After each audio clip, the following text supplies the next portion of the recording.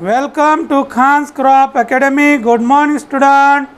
Hi, we are going to learn Standard 11 Agriculture Science and Technology and Crop Science paper 2nd.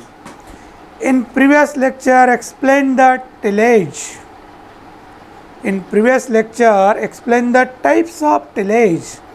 There are 3 types of tillage: primary tillage or preparatory tillage, then second, secondary tillage or seed bed preparation, then third, intertillage or intercultural operation. विद्यार्थी मित्रांनो, आपण types of tillage हा point आपण सुरू केलेला आहे. त्यामध्ये आपलं प्रेपरेटरी टिलेज म्हणजेच प्रायमरी टिलेज ऑपरेशन संपलेले आहेत. त्याचबरोबर आपण सेकंडरी टिलेज और सीड बेड प्रिपरेशन हे टाईपसुद्धा आपण संपलेलं आहे. आणि आज आपण बघणार आहोत लेक्चर नंबर 7मध्ये इंटर टिलेज और इंटरकल्चर ऑपरेशन. तर आपण जे टाईप जे बघितलेले आहे, आपण जे टाईप ऑफ टिलेज ऑपरेशनचं जे आपण टॉपिक बघत आहोत, तर टाईप ऑफ टिलेज ऑपरेशन हे कशावरून केलेलं आहे, तर टाईमनुसार आपण जे ऑपरेशन कोणत्या टाईमवर आपण करत आहोत तसं त्याला नाव दिलेलं आहे. आपण सुरुवातीला सगळ्यात अगोदर आपण मशागतीचं काम सुरू करत असाल तर त्याला आपण नाव दिलं इंटर टिलेज और प्रायमरी टिलेज. आणि त्यानंतर आपण जे ऑपरेशन करतो म्हणजेच पेरणीसाठी योग्य होण्यासाठी त्याला आपण काय नाव दिलं, सीड बेड प्रिपरेशन और सेकंडरी टिलेज ऑपरेशन असं नाव दिलं. आता पेरणी आपली संपलेली आहे, त्यानंतरचे जे आपण कार्य करत आहोत त्याला इंटर टिलेज और इंटरकल्चर ऑपरेशन समजणार आहे. What is mean by inter tillage और interculture operation means tillage operation which are carried out in standing crop और in between the crop rows are called inter tillage operation और interculture operation. तर पेरणी झाल्यानंतर आपण उभ्या पिकामध्ये जे मशागत करणार आहोत त्याला अंतर मशागतीचे कामं असं म्हणणार आहोत. आपण काय म्हणणार, अंतर मशागतीचे कामे. जे आपण पिकाच्या मध्ये जे कामं करणार आहोत त्याला आपण काय म्हणणार, अंतर मशागतीचे कामे. The operation is done in standing crop और in between the crop rows known as inter tillage. तर आपण उभ्या पिकामध्ये ओळीच्या मध्ये जे कामं करत आहोत त्याला आपण अंतर मशागतीचे काम असं म्हणणार. आपण त्यालाच आपण इंटर टिलेज ऑपरेशन असं म्हणणार. तर हे फार महत्त्वाचं कार्य आहे आणि वेळेवर करणं फार गरजेचं असतं. It is very important operation done in crop. तर पिकामध्ये हे कामं करणं फार गरजेचे असतात. Then this operation should be done at a proper time for most effective. तर वेळेवर हे कामं करायला पाहिजे, तर याचं परिणाम चांगलं आपल्याला बघायला मिळणार. तर it include the following operation. There are so many inter tillage operation should be done depend upon their type of crop and their also purposes. तर आपण अंतर मशागतीची कामं भरपूर करतो, ते क्रॉपवर अवलंबून आहे आणि त्याच्या उद्देशावर सुद्धा अवलंबून आहे. Then first operation gap filling, filling the gap immediately after emergence of crop known as gap filling. Then thinning. तर thinning should be done immediately after emergence of crop 10 to 12 days after germination for maintain the plant to plant distance known as thinning out. Weeding, remove the weed. Hoeing, top dressing of fertilizer, earthing up, mulching, detrashing. These are the interculture operation or intertillage operation. One by one can be explained. तर आपण एकानंतर एक व्यवस्थित आपण बघूया. पहिलं बघूया gap filling. Some of the places there may not be emergence of crop seedling in crop lines and this gap means stops spots without crop are filled either by dibbling seeds और transplanting seedling. तर काही वेळेला बऱ्याच वेळा जे बियाणं आपण पेरलेलं असतं ते बियाणं वापत नाही, मग ती जागा रिकामी राहते आणि अशा रिकामी जागेमध्ये तणाचा प्रादुर्भाव जास्त झालेलं दिसतं आणि आपल्याला उत्पादन कमी मिळालेलं दिसतं. तर जिथं बियाणं वापलेलं नाही अशा ठिकाणी आपण 7 दिवसाच्या आत आपण दुसरं बियाणं लागवड करायला पाहिजे. एक तर हाताने बियाणं लावायला पाहिजे किंवा रोपटं तयार असेल तर ते रोपटे आणून लागवड करायला पाहिजे. तर शेतकऱ्याला फार काळजी असते बियाणं वापलं की नाही, म्हणून तर अगोदर पेरणीला फार महत्त्व होतं. पेरणी चांगली जर झाली असेल तर आपलं पीक सक्सेस झालं असं आपण गृहीत धरत होतो. तर पेरणीला जाण्या अगोदर आपण गोड जेवण करणे, नंतर नारळ फोडणे, पूजा करणे तिपंची आणि पेरणीला लागणे, म्हणजेच देवाला प्रार्थना करणे की देव बापा आमची पेरणी चांगली होऊ दे.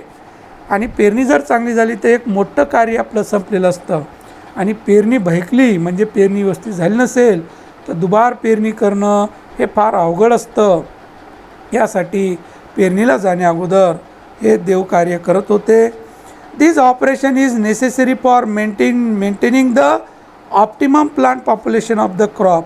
तर ऑप्टिमम प्लांट पॉप्युलेशन असणं फार गरजेचं असतं उत्पादन चांगलं मिळण्यासाठी. तर जास्त रोपटे असणं ही घातक असतं आणि कमी रोपटे असणं त्या जागेमध्ये तेही सुद्धा घातक, म्हणजे उत्पादन कमी मिळतं. Gap filling is done about 8 to 10 days after sowing of the crop. तर हे गॅप फिलिंग आपण 7 दिवसांनीच करायला पाहिजे. तसं तर 8-10 दिवसापर्यंत तरी करणं गरजेचं आहे. जास्त वेळ लागू द्यायला नको, कारण 2 पिकामध्ये फारच गॅप होणार. अशा वेळेस आपण नंतर लावलेलं हे उत्पादन मिळणार नाही. तर आपण वेळेवरच आपण लागवड करणं गरजेचं आहे. त्याला आपण गॅप फिलिंग असं म्हणतो. तर या पद्धतीने गॅप फिलिंग केलं जातं. जिथं रोपटं नाही तिथं पुन्हा लावलं जातं. एक तर रोपटे लावले जातात किंवा बियाणं लावलं जातं. तर रोपटे लावलेलं फारच चांगलं असतं. तर ज्वारी असू द्या, भात पीक असू द्या, कॉटन असू द्या, तर आपण तेव्हाच काय करायला पाहिजे, एक्स्ट्रा बी आपण रोपटे तयार करून ठेवायला पाहिजे की पुन्हा जिथं गॅप झालेलं असेल तिथं गॅप भरण्यासाठी आपण रोपटे लावलं तर समान त्याची वाढ होणार. आणि असं बियाणं लावलं तर आपलं काय होणार, थोडं या पिकाच्या वाढीमध्ये थोडं फरक जाणवणार आणि हे लहानच दिसणार. त्यासाठी आपण बी न वापरता आपण रोपटेच शक्यतो वापरायला पाहिजे. आणि बी वापरायचं असेल तर इमिजिएटली आपण लागवड करायला पाहिजे, त्याला वेळ लागू देऊ नये. तर या पद्धतीने याला गॅप फिलिंग म्हणतात. इथं रोपटं दिसत नाही, इथं नंतर बियाणं लावत आहे, म्हणजेच गॅप फिलिंग करत आहे. या ऑपरेशनला काय म्हणणार, gap filling. Next operation thinning out. It is process of removing excess plants from the field for maintaining optimum plant population of the crop and for providing uniform space for normal growth and development of the crop. तर जेव्हा रोपटे जास्त वापलेले असतील, बियाणं आपण शक्यतो जास्त वापरतो, पाऊस येईल की नाही येईल, आलं तर जास्त झालं पाऊस तर ते बियाणं दबून जाणार. तरी शेतकऱ्याला काळजी लागलेली असते. तर त्या लिमिटच्या जास्त बियाणं आपण वापरून पेरणी करतो की जेणेकरून वापेल की नाही हे काळजी लागलेली असते. काही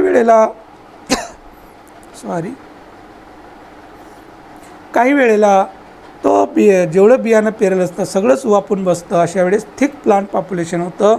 आणि थिक प्लांट पॉप्युलेशनमध्ये काय होतं, कॉम्पिटिशन लागतं. आणि या कॉम्पिटिशनमध्ये झाडांची व्यवस्थित वाढ होत नाही आणि वाढ न झाल्यामुळं उत्पादन कमी मिळतं. तर ते झाडाचं अंतर मेंटेन करण्यासाठी आपण कोणतं ऑपरेशन करायला पाहिजे, थिनिंग आउट म्हणजे विरळणी करणे. This operation is carried out about 2 to 3 weeks after sowing of the crop. तसं 2 आठवड्यामध्येच आपण विरळणी करायला पाहिजे. एक 12 ते 15 दिवसांनी विरळणीचं कार्य व्हायला पाहिजे की जे थिक प्लांट पॉप्युलेशन आहे त्यामधले झाडं काढून टाकायला पाहिजे की जेणेकरून अंतर मेंटेन होणार. या पद्धतीनं इथं जास्त झाडांची संख्या दिसत आहे तसं झाड उपटून टाकायला पाहिजे, काढून टाकायला पाहिजे. जे हेल्दी आहे ते ठेवायला पाहिजे, जे कमकुवत दिसत आहे, रोगट दिसत आहे अशी झाडं काढून टाकायला पाहिजे. म्हणजे 2 झाडामध्ये अंतर मेंटेन व्हायला पाहिजे. तर हे थिनिंग आउट करणे म्हणजे विरळणी करणे, तिथलं झाड काढून टाकणे. तर बरेच स्मॉलर सीड साईजचे जे असतात बी जास्त पडतं, जसं की तीळ आहे, कारळं आहे, असे जे पिकं असतात हे जास्त बी पडतं, अशा वेळेस ते विरळणी करून घेणं गरजेचं असतं. Third operation hoeing. This operation is necessary for removing weeds, conservation of soil moisture, mixing fertilizer with the soil and improving aeration of the soil. होईंग करणं म्हणजे दुंडे मारणे, आपण कोळपणी म्हणतो. तर पिकांना आपण कोळपणीचे कामं करतो, 2 वेळेस 3 वेळेस कोळपण्या करतो. तर कोळपणीचं महत्त्व काय आहे की तणाचा प्रादुर्भाव कमी करणे, जमिनीमध्ये ओलावा कन्झर्वेशन करणे, त्याचबरोबर खत मिक्स करणे आणि इम्प्रूव्ह एरेशन ऑफ सॉईल, जमीन एरेटेड करणं, हे होईंग करण्यामागचा उद्देश आहे. Then 2 to 3 hoeings are carried out from 2 weeks up to 5 or 6 weeks after sowing of the crop. तर काही पिकांना आपण 2 वेळेस कोळपण्या करायला पाहिजे, 3 वेळेस केलं जातं. काही कापसासारखं असेल तर 4 वेळेस 5 वेळेससुद्धा होतं. ऊसासारखं असेल तर हे 3 ते 4 वेळेस 5 वेळेससुद्धा आपण कोळपण्या करू शकतं, की जेणेकरून तणाचा प्रादुर्भाव कमी करणे, तण काढून टाकण्यासाठी हे ऑपरेशन केलं जातं. जमिनीचा ओलावा टिकून ठेवण्यासाठी, नंतर खतं वगैरे मिक्स करण्यासाठी, जमीन जी आहे ते एरेटेड करण्यासाठी या उद्देशाने आपण कोळपणी करतो. तर ह्या पद्धतीनं भात पिकामध्ये हे हातानं आपण कोळपणी करतो. त्याचबरोबर आपण या कोळप्याच्या सहाय्याने कोळपणी करतो. कोळप्याचे 2 टाईप असतात, एंटायर ब्लेड हो आणि स्लाईड ब्लेड हो. स्लाईड ब्लेड हो म्हणजे सुरुवातीला पहिलं जेव्हा पीक लहान असतं तेव्हा स्लाईड ब्लेड होणं आपण होईंग करतो, की जेणेकरून पिकावर माती पडणार नाही. याचं जे फाळ असतं, फास असते, ब्लेड असतं, ते कसं असतं, पातळ असतं, म्हणजे रुंदीला कमी असतं, म्हणजे माती बाहेर पळू देत नाही, म्हणजे पिकावर पडत नाही. आणि एंटायर ब्लेड हो म्हणजेच जास्त रुंदीचं ब्लेड असतं, तर साईडला माती टाकलं जातं त्याच्या सहाय्याने. तर अशा रीतीनं 2 टाईपचे आपण हे ब्लेड हो वापरतो, स्लाईड ब्लेड हो आणि एंटायर ब्लेड हो. स्लाईड हो हे सुरुवातीलाच फक्त पहिलं होईंग करण्यासाठी, आणि बाकी 2-3 होईंग जे केलं जातं ते एंटायर ब्लेड होनं केलं जातं. तर नंतर अकोला हो सुद्धा आहे. तर या अकोला होच्या सहाय्याने आपल्याला होईंग करता येतं. तर याचं जे ही बॉडी आहे, नंतर एक काउल्टर म्हणजे त्याचं जे नंतर हँडल विथ ग्रिपर असतं, नंतर हे बीम, अशा रीतीने हे पार्ट असतं. नंतर बघूया आपण हे मशीनद्वारे आपल्याला भात पिकामध्ये वगैरे आपल्याला आंतरमशागत कामं करता येतात.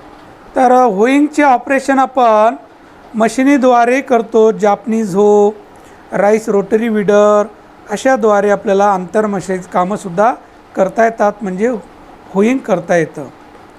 Next operation weeding. Weeding means remove of weed in the crops with the help of weeding hook, खुरपी by manual labour is called as weeding. Weeding म्हणजे खुरपणी करणे. मजुराच्या सहाय्याने आपण खुरपी घेऊन आपण तण काढून टाकतो. लहान असेल तण तर अशा वेळेस आपल्याला ते काढता येतं. 1 to 3 weedings are require in crop season depend upon the weed intensity and type of crop. काही पिकाला 1 वेळेस, 2 वेळेस, 3 वेळेस. तर हे कशावर अवलंबून आहे की त्या पिकाच्या लाईफवर अवलंबून आहे. जसं ऊस पीक असेल तर 5-5 वेळेस खुरपणी करावं लागेल, कारण ते वर्षाचं पीक आहे. काही 3 महिन्याचं पीक असतं, हे खुरपणी केलं तरी चालतं. कापूससारखं 2-3 आपल्याला खुरपणी करावं लागतं. तर त्या खुरपणी जी आहे, तर आजकाल खुरपणीला मजुरी मिळत नाही आणि लेबर भरपूर लागतात, म्हणून तणनाशकाची फवारणी करून आपण आजकाल तणाचा बंदोबस्त करत आहोत. परंतु जुन्या काळी खुरपणी हे फारच मस्ट असायचे, तेव्हा मजुरही मिळायचे. पण आज मजुराचं प्रॉब्लेम आहे. त्या पद्धतीनं मजूर लावून आपण खुरपणीचे कामं करून घेतो मजुराच्या सहाय्याने. तर हे कोळपणी केलेली आहे मध्यभागी, परंतु जे ओळ आहे याच्यामध्ये जे तण राहणार आहे, हे तण काढण्यासाठी आपल्या मजुराचं सहकार्य घ्यावं लागेल. यालाच आपण खुरपणी असं म्हणतो, याला विडिंग म्हणतात. त्यांच्या हातामध्ये विडिंग हुक असतं, म्हणजे खुरपी असतं, त्याच्या सहाय्याने तण काढलं जातं, जमीन भुसभुशीत केली जाते पिकाच्या आजूबाजूची जागा, की जेणेकरून एरेटेड होणार. तर होईंग आणि विडिंग हे दोन्ही कामं तणाचं नायनाट करण्यासाठी आणि जमीन भुसभुशीत करण्यासाठी हे कार्य केलं जातं. आणि फारच महत्त्वाचं कार्य आहे. तर विद्यार्थी मित्रांनो, व्हिडिओ बघत चला, इतरांना जास्तीत जास्त शेअर करा, सबस्क्राईब करा. तर आपण 11वी रेकॉर्ड बुकसुद्धा तयार करणं सुरू आहे. तर निश्चिंत राहा. तुमच्या सरांना पण सांगा की खान सर निकिता पब्लिकेशन अंतर्गत 11वीचंही रेकॉर्ड बुक क्रॉप प्रोडक्शन आणि क्रॉप सायन्स तयार करणार आहेत.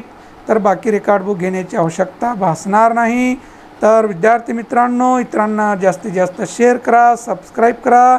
थँक्स. जय जवान जय किसान.